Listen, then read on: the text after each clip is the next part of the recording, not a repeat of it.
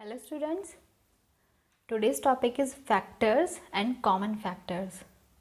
तो चलिए पहले फैक्टर्स के बारे में बात करते हैं. फैक्टर्स, किसी नंबर के फैक्टर्स क्या होंगे देखते हैं. एक नंबर लेते हैं 20. अब ये बताइए हमें यहाँ पे ऐसे नंबर्स लिखने हैं जो 20 को डिवाइड करते हों. ओके, तो लेट्स स्टार्ट. बच्चों 1 ऐसा नंबर है जो हर एक नंबर को डिवाइड करता है. सभी नंबर को 1 डिवाइड कर सकता है. तो सबसे पहला नंबर हम यहाँ पे कौन सा लिखेंगे? 1. 1 के बाद कौन सा नंबर है जो 20 को डिवाइड करता है? 2. 2 10 आर 20 होता है ना. हम ये भी कह सकते हैं कि जिन जिन नंबर के टेबल में 20 आता है वो भी 20 को डिवाइड कर सकते हैं. और किसके टेबल में 20 आता है? 4. 4 5 आर 20. उसके बाद 5. 5 के टेबल में भी 20 आता है. 5 4 आर 20. इसका मतलब है कि 4 भी 20 को कम्प्लीटली डिवाइड करता है और 5 भी 20 को कम्प्लीटली डिवाइड करता है. उसके बाद कौन सा नंबर है जो 20 को कम्प्लीटली डिवाइड करता है? 10. 10 2 आर 20. 10 के टेबल में भी 20 आता है, मतलब 10 भी 20 को कम्प्लीटली डिवाइड करता है. उसके बाद कौन सा नंबर है? उसके बाद है 20 itself. 21 आर 20, तो 20 से 20 भी डिवाइड हो जाता है. बच्चों अब हम ये कह सकते हैं कि जो नंबर्स 20 को कम्प्लीटली डिवाइड करते हैं और कोई रिमाइंडर नहीं बचता है वो नंबर्स गिवन नंबर के फैक्टर्स होते हैं. लाइक ये 1 2 4 5 10 और 20 ये नंबर्स 20 के फैक्टर्स हैं. क्यों? क्योंकि ये सभी नंबर 20 को कम्प्लीटली डिवाइड करते हैं. ओके, फॉर एग्ज़ाम्पल एक और नंबर लेते हैं. हम लेते हैं यहाँ पे 15. अब बताओ कि 15 को कौन कौन से नंबर डिवाइड करते हैं, या ऐसे नंबर जो 15 के जो जिनके टेबल में 15 आता हो. सबसे फर्स्ट 1 तो आएगा ही, क्योंकि 1 सभी नंबर को कम्प्लीटली डिवाइड करता है. ओके, 2 क्या 15 को डिवाइड करता है? एक बार चेक कर लेते हैं. 2 7 आर 14. यहाँ पे 1 रिमाइंडर बच गया. इट मीन्स 2 15 को कम्प्लीटली डिवाइड नहीं करता है, इसलिए 2 15 का फैक्टर नहीं है. ओके,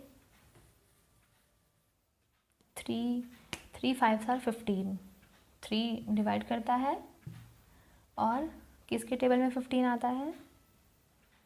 यस, 5 के टेबल में 15 आता है. 5 3 आर 15 और उसके बाद 15 1 आर 15. तो बच्चों 15 के फैक्टर्स कितने हो गए? 4 फैक्टर्स हो गए. 1 3 5 and 15. These 4 numbers are the factor of 15. ऐसे ही हम कोई सा भी नंबर लेंगे, हमें ये देखना है कि वो नंबर किस किस नंबर से डिवाइड होता है. फॉर एग्ज़ाम्पल हम यहाँ पे एक और नंबर लेते हैं. हम लेंगे यहाँ पे 28. अब बताओ 28 किस किस के टेबल में आता है? पहले ही बताया था कि 1 तो सभी में आएगा. 2 देखो 28 2 से कम्प्लीटली डिवाइड हो जाएगा क्या? देखते हैं.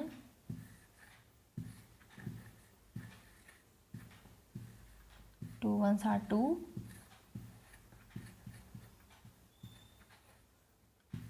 2 4 are 8. There is no reminder, 0 है. इट मीन्स 2 28 को कम्प्लीटली डिवाइड करता है. तो 2 एक फैक्टर हो गया 28 का. उसके बाद देखो 28 किस किस के टेबल में आता है? 4 के टेबल में आता है, 4 7 28, और 7 के टेबल में आता है, 7 4 28। उसके बाद 14 के टेबल में आता है, 14 2 28, और एक लास्ट है 28। इट मीन्स ये जो भी नंबर्स हैं ये सभी नंबर 28 को डिवाइड करते हैं। 1 2 4 7 14 और 28, ये 6 के 6 नंबर्स फैक्टर्स हैं किसके? 28 के। ओके। अगर मैं पूछूं कि 20 के कितने फैक्टर्स हैं तो आप क्या बताएंगे? लेट्स काउंट 1 2 3 4 5 6, 6 फैक्टर्स हैं। 15 के कितने फैक्टर्स हैं? 1 2 3 4, 4 फैक्टर्स। 28 के कितने फैक्टर्स हैं? 1 2 4 7 14 28, 1 2 3 4 5 6, इसके भी 6 फैक्टर्स हैं। बच्चों, हमने मल्टीपल्स भी पढ़े थे, लेकिन एक नंबर के कितने भी मल्टीपल्स हो सकते हैं, लेकिन फैक्टर्स लिमिटेड ही होते हैं। लाइक 28 के अगर 6 फैक्टर्स हैं तो यही 6 फैक्टर्स रहेंगे। ओके। अब चलते हैं कॉमन फैक्टर्स पे। कॉमन फैक्टर्स क्या होते हैं?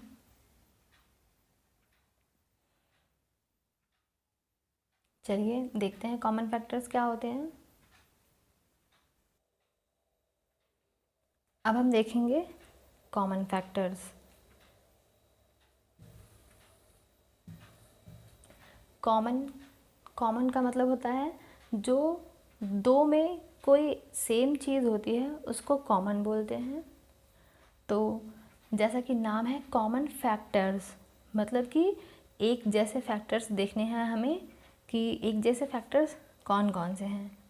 फॉर एग्ज़ाम्पल 20 के फैक्टर्स ये हैं, 15 के फैक्टर्स ये हैं। ये बताओ क्या 20 के फैक्टर्स में और 15 के फैक्टर्स में कुछ फैक्टर्स ऐसे भी हैं जो कॉमन हैं? दिख रहा है क्या? हाँ, ये एक 1 है, दोनों में है, इट मीन्स ये कॉमन है दोनों में। और 5 है, इसका मतलब ये क्या हुआ कि 5 भी दोनों में कॉमन है।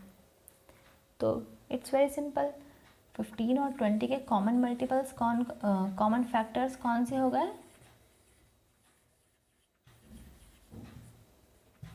1 और 5, ये दोनों 15 और 20 के कॉमन फैक्टर्स हैं। और भी एग्जांपल्स लेते हैं हम। फॉर एग्ज़ाम्पल अब हम यहाँ पे एक नंबर लेंगे 12। अब आप फटाफट से 12 के फैक्टर्स बताओ। एक तो 1 हो गया, 2 2 6 12, 3 के टेबल में भी 12 आता है, 3 4 12, 4 के टेबल में भी 12 आता है, 4 3 12, और 6 के टेबल में भी 12 आता है, 6 2 12, और लास्ट में है 12, 12 1 12। मतलब ये फैक्टर्स हैं 12 के। और साथ में एक और लेते हैं हम नंबर यहाँ पे 18। अब 18 के फैक्टर्स लिखते हैं। 18 के फैक्टर्स कौन कौन से होंगे? 1 2 के टेबल में 18 आता है, 2 9 18। 3 के टेबल में भी आता है, 3 6 18। 4 के टेबल में नहीं, 5 के टेबल में नहीं, 6 के टेबल में आता है, 6 3 18।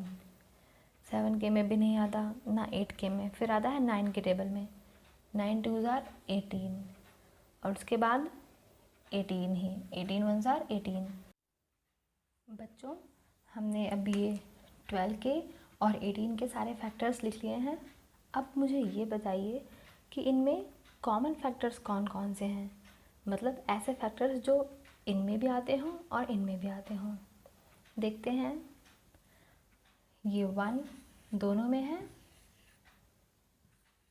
भी दोनों में कॉमन है, 3 भी दोनों में कॉमन है, और एक नंबर और कौन है, और 6 भी दोनों में कॉमन है। बच्चों कोई और भी नंबर है क्या जो कॉमन है? नहीं। इट मीन्स 12 और 18 के कॉमन फैक्टर्स कौन से हो गए? 1, 2, 3 एंड 6। ये 4, 12 और 18 के कॉमन फैक्टर्स हैं। कॉमन फैक्टर्स निकालने के लिए हमें इतना करना है कि पहले जो भी नंबर दिया हुआ है उसके फैक्टर्स पता कर लो, और उसके बाद दोनों में जो भी कॉमन मतलब जो सेम फैक्टर्स हैं उनको अलग कर लो, तो ये कॉमन फैक्टर्स हो जाएंगे। बच्चों नेक्स्ट टॉपिक है highest common factor. Highest common factor मतलब हमने फैक्टर भी देख लिया क्या होते हैं, कॉमन फैक्टर्स भी पता कर लिए। अब उन फैक्टर्स में से जो हाईएस्ट कॉमन फैक्टर होगा हमें वो पता करना है। चलिए देखते हैं, स्टार्ट करते हैं। 25 एक नंबर लिया हमने,